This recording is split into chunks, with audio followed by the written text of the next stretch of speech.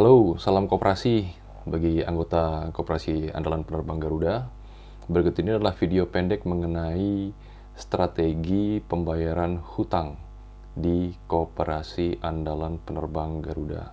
Seperti yang teman-teman sudah ketahui, di rapat anggota di bulan Desember yang lalu, kami sudah freeze anggota-anggota yang dananya ingin dicairkan dan ingin keluar dari koperasi karena sebenarnya koperasi itu tetap menjadi bagian dari APG dan seyogianya jika Anda menjadi anggota APG seharusnya menjadi anggota koperasi.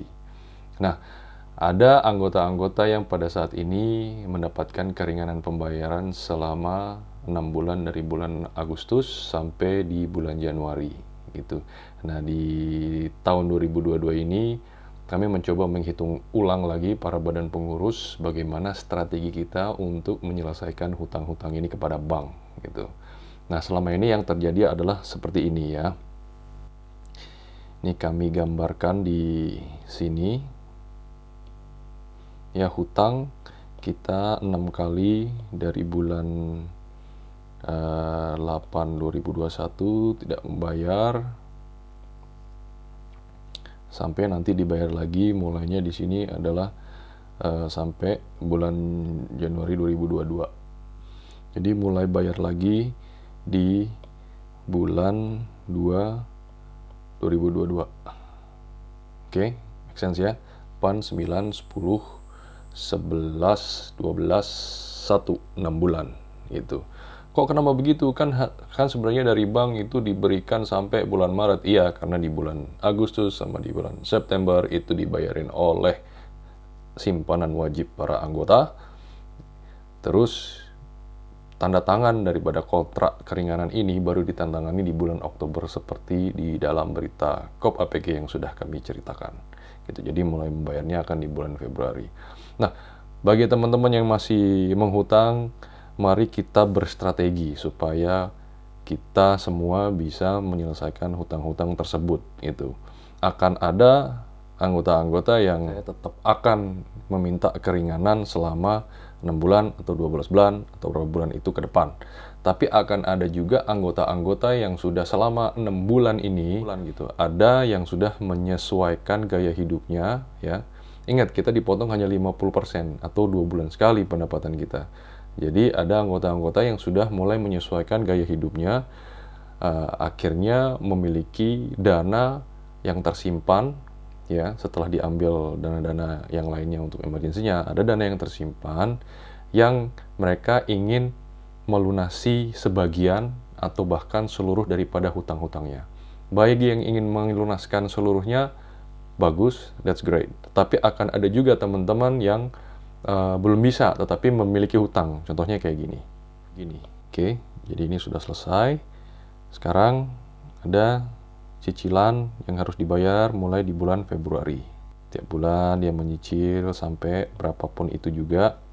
Contohkannya aja 24 kali sisanya. Gitu.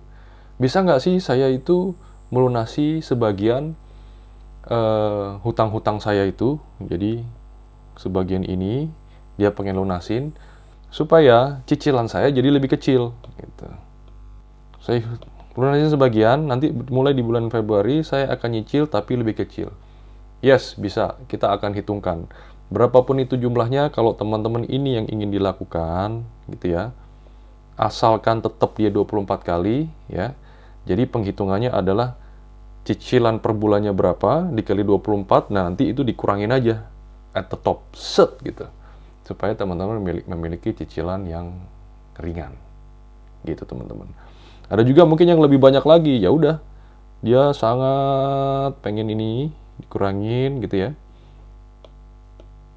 Gini, jadi lebih kecil banget. Oke, kita akan terima, kita akan hitungkan itu, gitu. Nah, dengan syarat berapa kali sisa cicilannya itu tetap sama, gitu. Nah, tapi ada juga teman-teman yang begini.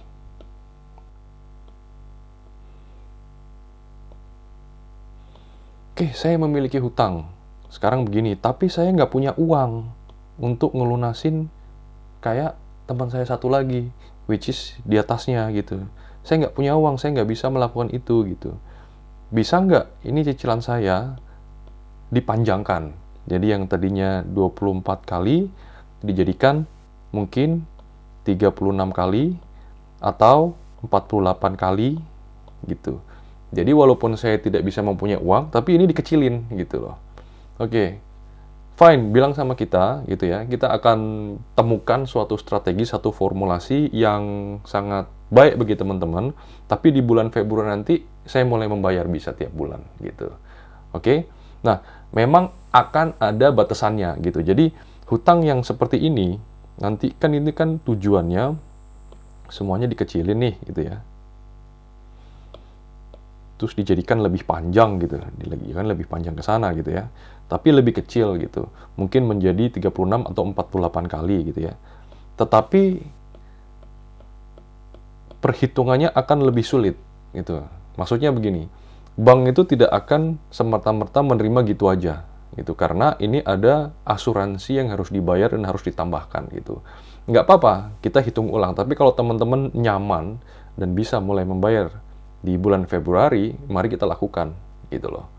Jadi kita lakukan ini supaya teman-teman mulai start membayar, supaya tidak hutang yang tadi ada keringanan selama 6 bulan itu jadi bertumpuk-tumpuk lagi, bukan hanya di belakang gitu kan. Nah, kalau itu kan nggak bijaksana juga gitu. At a certain time, pada suatu waktu kita tetap harus akan mulai menyicil membayar hutang-hutang tersebut gitu teman-teman. Jadi itu strategi yang kedua bagi teman-teman. Yang satu adalah bagi teman-teman yang memiliki dana simpanan selama 6 bulan ini bisa menabung dan mau melunasin sebagian, oke, mari kami akan terima, kita akan hitungkan. Bagi teman-teman yang nggak punya dana tetapi ingin merestrukturisasi menjadi pembayaran waktunya itu dipanjangkan gitu ya, mari kita akan hitungkan. Memang tapi ada batasan gitu loh. Jadi nggak bisa semerta-merta kayak kalau contohnya tinggal 8 tahun lagi terus dijadikan 16 tahun gitu, nggak bisa. Karena maksimum di Mandiri itu kan juga, di Bank Mandiri itu kan ada maksimum 10 tahun gitu cicilannya. Jadi ada pembatasan itu juga gitu. Jadi walaupun itu bisa dilakukan, tetap ada batasan-batasan. Juga batasan umur kita juga, kapan kita pensiunnya.